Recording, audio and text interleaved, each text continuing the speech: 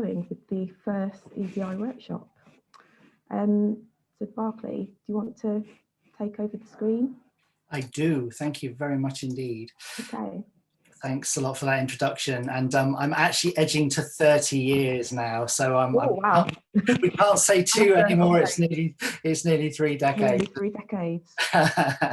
Yeah, so brilliant. And I'll tell you a bit about who we are and what we do in the talk this afternoon. But the focus of this is on a project which Paul and Wenjing and I worked on really closely for a pretty intense year back in 2019. And I think one of the highlights of that for me, and I know Wenjing will cringe and laugh a little bit about this, but when we actually managed to get to talk about the project at the University of Fudan in Shanghai in China was a particularly wonderful moment about taking inclusion and the kind of work that we were doing here in UK to that experience. So that's going to be the focus of what I'm going to talk about this afternoon. But yeah, as you say, I've been working around this subject area for a very long time. I came out of, as a gay man, and if you haven't watched it and you're into television, It's a Sin on Channel 4 with Russell T Davies is almost like my life story back in the early 90s and early 80s, early 90s. It's very poignant. And coming out as a young person at that time was, for those of people that were aware of that time, was so challenging in terms of politically, and also, just the devastating impact of HIV and AIDS had on the community at that time. So that really inspired and motivated me to want to get involved in and campaign. And I started working in HIV services back in the day, and did 10 years of that, and then mental health. And I've been working specifically around equality and diversity for the last couple of decades. So that's a bit about me. The Diversity Trust, we're very values led. So we are established as a non-profit organisation. That's a really key value for us. We've been running for nearly 10 years. We're bringing both our expertise by doing, but also by living. So everyone within the organization has a background in equalities, but they also bring their lived experience. So, disability awareness training is led by disabled people, transgender awareness training is led by trans people. We do a lot of that kind of training offering around UK mainly, although recently we've been doing things a bit more globally, which has been amazing. And we really are interested in partnership and collaborative approaches. And the partnership we had with the University of Bristol School of Policy Studies was a really, really good example of that, and how that's been put into practice, taking the findings from academic research and actually putting it into practical tools that people can use within their training, which is what we did with the Care Under the Rainbow project. So huge thanks to the team. Absolutely, we worked really closely together for that time, and engaged with a therapeutic media company who did the films for us, and we've hosted those, and we've made a commitment to host those films on our website for up to 5 years, and that's one of the legacies of the project. And there's a link at the end of the talk that I'll share with you if you want to follow that through and look at those resources and those materials. But we really tried to bring the community into the conversation. So we did a lot of interviews, not only with people working in care services, but also with people who are volunteering, people from the community, and people who were living in those care services, care homes, residential homes, who were LGBT themselves. And that was a really important underpinning and value of what we were doing in that work.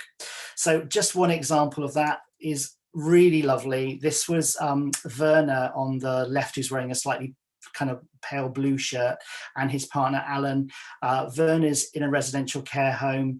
I've known him for probably nearly 25 years. He was a volunteer when I first started working in HIV services, and he lives with dementia, and Alan's a kind of part-time carer, dips in and out of caring for Werner. And this was such a poignant moment for me in the project, in terms of actually talking about their experience, of actually quite a welcoming and positive experience of moving into that residential care setting, how the staff had been.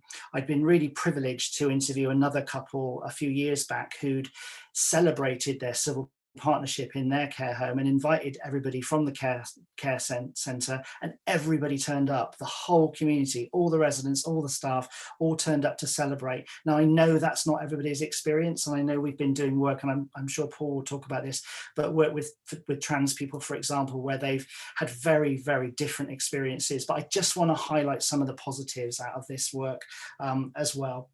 So we made a few recommendations with the project. Certainly having that principle and core value of social inclusion within the care setting being a really important value, and that it's okay to talk and have those conversations. So many times now in situations where I'm working, I have people say, well, I'm really afraid to talk. I don't want to get it wrong, you know. So you end up not having those conversations. So the work doesn't get done and there's no progress made. So it's vitally important that we encourage those conversations, really important. And that, you know, when you're talking about working with elder people, pre-67 and decriminalisation of homosexuality, people will have lived through criminalisation and decades of pathologisation. So we need to be really mindful and aware of that and the impact that will have on their experiences of discrimination, marginalisation and exclusion. And I really don't want us to continue to have a situation where we're finding LGBT people going back into the closet, having lived their lives openly for decades, and having to go back into the closet because they fear discrimination, perhaps from the care service, perhaps from the home, perhaps from staff, perhaps from residents or visitors. So there's there's a big job of work to be done around that, and that there's going to be a diverse range of care needs. So obviously underpinning the person-centered aspect of this, you know, making sure that you involve that individual in their care plan and in their care package is so vitally important. And these were, you know, a lot of this in a sense is pretty common sense, but it's like sometimes I think there's a mindfulness, and sometimes that is lacking. And I think there's an important that we not only have these conversations, but also that we continue to educate and inform and ensure people are aware that we don't all fit the same box. You know, I will often use an analogy of a kind of cereal box nuclear family with a white British, you know, parents, mum, dad, a boy and a girl and a golden lab. And it's like, I don't fit into that model. And if I don't fit into that model, I feel excluded, I feel othered. And representation and visual representation really matters. So that's why we felt it was really important to bring those, you know, those videos and those assets and publish those assets, make them freely available so that people could use them in their training. A number of kind of other suggestions, I suppose, in terms of LGBT community and in the ways in which we can improve representation and improve recognition, you know, use of the rainbow flag, display an emission statement, really key. You know, we're thinking about the Equality Act, we're thinking about the protected characteristics. It's really easy for us to ensure that we're naming that and being very present with that, visible with that, celebrating the international days, you know, Holocaust Memorial Day today. It's really important that we're doing all of that work and the campaigns continue. Using those inclusive images is no longer an excuse to say, oh, but we can't find the images. They are freely available, but there's a balance between representation and tokenism, and it's important to get that balance right between those two. Inclusive language. I was campaigning for years. Stop saying husband and wife. Now, of course, I want you to say husband because I'm married. I was always saying partner, but it's just about meeting the needs of the individual first, primarily. Challenge when it's safe to do so. Absolutely. Talk and engage. I can't underline that one enough. Talk and engage, consult and communicate. You know, there's a program of events. Get out there and talk to those national and local groups and organisations. They'd be really open to having this conversation with you. One little health warning, though, that often they're unfunded and they're volunteer-led and capacity might be a challenge. So making sure you have adequate resourcing to have those discussions is really vitally important with organisations when you're engaging and consulting with LGBT. Speaking about trans specifically, trans flag, there you go. Respect for people's genders. Pronouns matter, they're important, and I'm really delighted to see more and more people including their pronouns in email signatures, in social media profiles, and in other spaces. and that it's important to remember trans people come in many variations and appearances, and try not to, go into the use of stereotyping. Really, really important. And, the ongoing discussion around the use of gender neutral options, really important for us. So there's the link to the website. You can download all the assets there. They're freely available. I think we've got the videos we produced for Care Under the Rainbow, and then there's the videos that Paul worked on with the track project, which Paul's going to talk about next. And there's a number of other digital assets that we all work together collaboratively on. Lots of work and input from both Paul and Wenjing and myself, but we really tried to encourage and engage the community, and we brought in a sort of an advisory group of experts into that space so that we could share the knowledge and pool that resource together.